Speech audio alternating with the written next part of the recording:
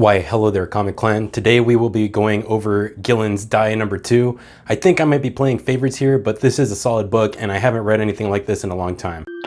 Whosoever watches this channel, if he or she be worthy, shall acquire the knowledge from the Comic Chief. The art is phenomenal. Stephanie Hans did the cover A. I love the cover B too, but I got both of them, so it doesn't matter, I guess. The writing is phenomenal. I'm still trying to get used to all the characters, their names, and who they are. It's nice reading. Something new and a breath of fresh air is always welcome. The writing is phenomenal again. The narration told from the narrator, Ash, is stellar. Yes, I said Ash, and we will talk about that here coming up. The plot is propelled further along when you read issue number 1 for the first time. You really don't know what to expect, and ending on a cliffhanger, you immediately want more. Here we find our protagonist, Ash, and her team, aka the Stafford Six, completely immersed in a fantasy role-playing game. What happens here doesn't seem like much, but it is, and I think once I am familiar with what is completely going on, it is worth it and it will all make sense. The character development is great. Each of the 6 main characters got the action. I love this book. I can't stress enough. At $3.99, I think it's a steal. This is a solid 5 out of 5 for me. Before I continue this review, I gotta say, I haven't used this disclaimer as much as I should, so here's a new one. So you will notice that I do not take high-res pictures of any of the pages. I include them along with my recap so you can follow along, and I'm merely taking advantage of the Fair Use Act. Please support these wonderful writers and artists so we can continue to get our hobbies fulfilled with more future content. Support them just like you would support your favorite music band or artist. With that being said, let's go. This issue is titled 2, Players. We begin the story right where the first issue left off. Ash is the dictator and leader of the merry band. It has been 30 years since they last saw their friend Saul, and he is in full-blown role-playing mode. He was a game master and the person responsible for getting everyone sucked into this fantasy world in the first place, but the exception is that he was also a player in the game, so he had a leg up from the get-go. In the 30 years of time that's passed, we learned that Saul is now the Grand Master, so there's no telling what his intentions are and if any of the old Solomon they knew was still in there. At this point, the Gios, or spell, is gone and all the characters are finally able to talk about what happened decades ago. And the truth is, there's a lot of emotional baggage that needed to be talked about, but how does one start? We get a flashback to the final moments 30 years ago when the Stafford Six, Ash, Chuck, Matt, Angela, and Isabel, and Saul were trying to escape, but only 5 of them were barely able to escape, and the only way that the Grandmaster allowed them to do that was to leave the game was for all of them to wish and leave together and agree. Solomon was with them, but as they were wiping away, a hand was placed on the shoulder and he was pulled out before it was too late. Also, this is how Angela lost her arm, as she was holding Saul's hand in those final moments. So in the first encounter with Saul, everyone assumed that he was angry for them leaving, but instead he responded that he was sorry that they couldn't bring them back sooner. He was nuts. Maybe all those years without his friends truly changed him. Ash could see how lost Saul clearly was. So the Grandmaster prior to Saul wanted Saul's die to connect and merge the real world and this fantasy world. And the theory was that if the more people knew about this fantasy world, the more people would be able to make the fantasy world a reality. Saul was able to defeat the Grandmaster, but his diluted idea shows that he just wants to play the game. He drug his friends back to play the game forever. He was a god in this world. Isabel tells Saul that she's 43, grown up, has kids, has a mortgage, and stuff to worry about. She wants nothing to do with his life, and worst case scenario, write a book about it at the most. Matt states that he's no longer a kid, and Angela's worried about losing full custody of her kids because she can't fulfill her obligations being in the game. At this point, Saul isn't listening, and Ash refers to him as an NPC at one point, which is a non-playable character.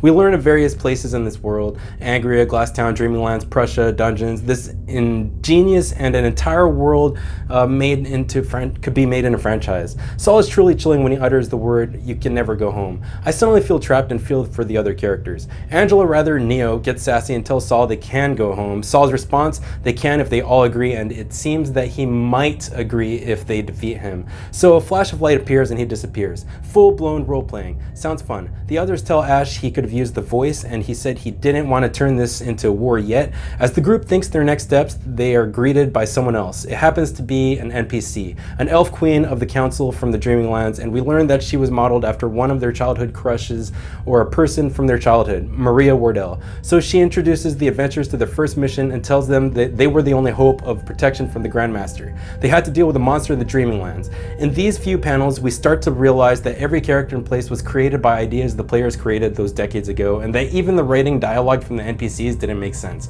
The fairy offers Chuck a reward, and what we think is sex because of Chuck's response was actually not. Chuck, or Fool rather, stabbed the fairy in the heart with a sword and she falls to the ground. He looks sinister and Matt asks him what he was doing. I think he was demented, enjoying being back in the game, but the fairy's corpse raises from the ground and we come to find out she's a fallen. He wasn't stupid. She was a decoy or a trap, a trick sent to deceive, and these were the fantasy world's version of orcs. And she wasn't the only one. She was accompanied by at least 5 other fallen, and immediately Chuck leads the charge and the adventurers start battling. So the fallen are demonic parasites that can fester inside people in the form of worms. Godbinder, aka Isabel, performs a miracle, calls on the power of the god Bear. Apparently this god owed her, and so she calls on the power of Bear to fight and defeat the fallen. I really hope they make this into a movie or TV show. Neo has the power to repair or create weapons, I think via a fairy pack. The power is called the Fair. She's a rogue and she has techie powers, which is something new to me and something I like to see in a fantasy world. So she is able to lock down and target fallen and defeat them. I really feel like this could also become a good video game if done right. Ash has the power to control emotions, and unfortunately she uses Matt's power over emotions to fight. Matt, aka the Grief Knight, uses his sadness as a power, and against his will Ash makes him sad, unleashing a power that imbues his sword and allows him to defeat more monsters. Apparently all this ended in 30 seconds, and a furious Matt tells the team it was time to go. Even after spending 2 years in the game and being gone for 30 years, it's as if the team picked up where they left off. They don't know how real the world is, and they don't know that if they die in the realm, they die in the real world. But Angela makes a valid point that she lost her arm in this world and didn't have it in the real world. The team discusses what their next move should be, and they all want to leave, but know that they have to beat Saul to try to persuade him to even do so. So they reach a fork in the road and they have 2 paths to choose from. A direct route marching across Eternal Prussia, which would entail either getting ships across the sea or hike across the front. One route would take them through civilized lands, and the other was a war zone they stayed away from when they were teenagers. Before they make that decision, another NPC, Sir Lane, comes to greet Ash. He was a young teenage knight adventurer that clearly had a romantic history with Ash. A few panels flash back to a happy time that Ash had. Apparently he was no longer a young teenager but an undead teenager. 3 years after Ash and the knight met, he was killed, but he had an oath to fulfill he could not do because he was blind. As he reaches to attack Ash, Angela shoots him and kills him. Isabel calls on a monster, the Mourner, asking her to give the knight his sight back and owes her later. So the knight regains his sight, maggots in his eye sockets, he sees Ash and claims he is free. These panels are so graphic as the knight guts and maggots and blood are pouring over Ash. But because he fulfilled his oath, he disappears and burns away. What was this all about? This was a reminder that the past the Stafford 5 left so long ago was still there to haunt them and greet them at every turn on whatever path they chose. And without saying a word, the group decides to go through the war zone to avoid the past and people that they met in those civilized lands decades ago. Can't wait for issue number 3. Wow, Comic Clan, if you're not reading this, you are missing out. Check it out. This is Errol, the Comic Chief, going offline.